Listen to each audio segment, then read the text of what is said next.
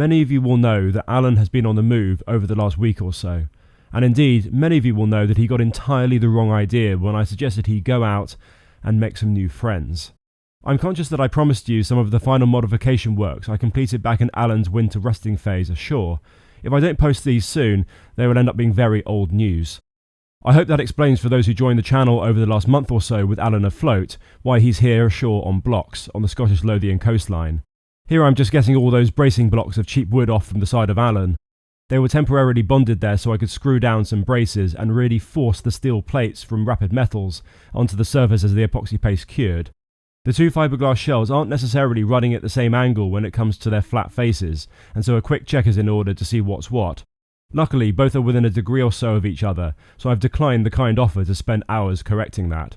I'm securing the total of 16 bolts into alignment using stainless steel nuts and a healthy dollop of epoxy adhesive.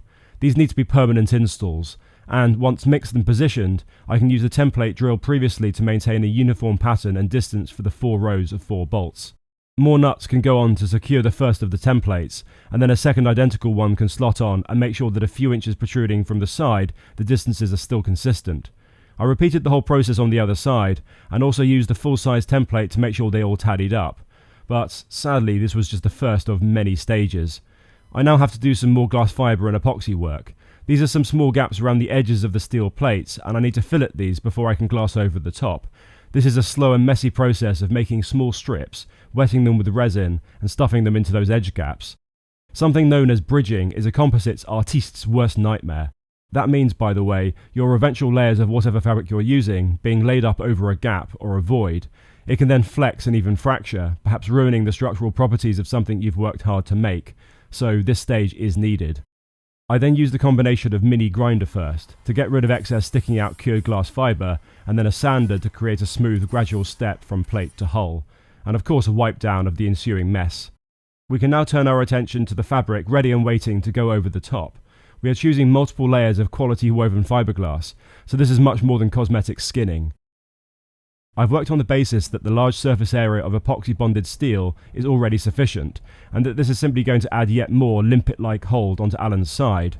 I had to cut the sheets with care, trying to avoid fraying the edges, as that's just going to mean more sanding later on, and then I laminated the 3 layers on with thinned epoxy resin, which I like as it wets out the glass quickly. Of course, this was nightmarishly fiddly, as I needed perfectly sliced slots to let the bolts through, and gravity was against us. But I did it. Then I sanded. Second one of these, broken. It doesn't look broken, I hear you protest, but it was. It was making a crunching sound and vibrating a lot, but I needed to finish and I didn't have a spare. It limped on in an obstinate oscillating orbital sander sort of way. You'll have noticed all that grey stuff. I'd faired the gaps and bumps with a good flexible polyester-based compound I found. By the way, I do my best to list the products I've been using in the description for these making or fixing type episodes. This job went on and on and on. Many podcasts were listened to. Now time for some wood. I've sourced some quality sections of solid oak. The reason being that we need some solid spacers and flat faces for what will eventually be mounted on Alan's side. First I planed the sides and corners to create a smart looking radius, but of course I left the professionally planed sides well alone. Then a sand just to make sure that the cordless Stanley sander was well and truly on its last legs. Which was cruel as I'd only just replaced and screwed on a new, overpriced sanding pad. I then marked up where I needed to drill, as we need to fit all of those bolts through the wooden spacers. They need to be accurate, but not wildly so, as I need to drill much wider holes than the M12 bolts, since there needs to be a space for the securing nuts. On top of that, the wood isn't really there to support the bolts, and I'll fill the gap anyhow. Well done to the pillar drill stand once more. That was satisfyingly messy, although the drill is now down south in the workshop again. Due to the way I'd fiberglassed around the bases of the bolts, I needed to chisel out a little bit more space on the corresponding parts of the oak section so they fit flush.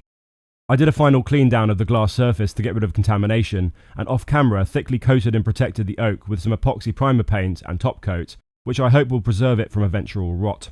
Then a super strong structural adhesive matchstick, and on they go. It was something of a relief that each fitted on. To clamp them on whilst curing, those bolts were rather convenient, as I could temporarily slide on large washers and tighten up nuts on each, holding the oak hard onto the surface.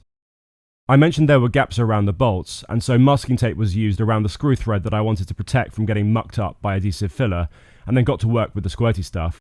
This isn't really for strength, but I want to stop water burrowing its way all the way to the base and where the steel plate is. At very long last, the serious work was done, and I can get on to the cosmetic finishes. I won't lie, this is by far and away the most frustrating and deeply unenjoyable task yet needed to be done for Alan, but it's perhaps these moments that we must persevere through. Or perhaps it's a total waste of my finite time on the planet. Stay subscribed to the channel and commit your own finite time to find out which. I do like the masking tape removal stage though, and I decided in planning to start off with bolts that were longer than I knew I'd end up needing. Given the variable nature of the installation and the tendency that measurements can have in such installs to differ at the end from the beginning, I was determined to not end up with bolts coming up short, which could then not be replaced without hacking the whole lot off again. This meant I could grind off to the correct length, which will please many of you. I did have to be careful and smooth off the ends though, otherwise the nuts won't spin on easily. I do have a thread scraping tool, but my grinding workmanship was so stellar on this occasion that it stayed safely indoors. Right, we need something to actually mount onto this mount, so back to horrible smelly composites work it is again, this time down in the southeast of England in my container workshop.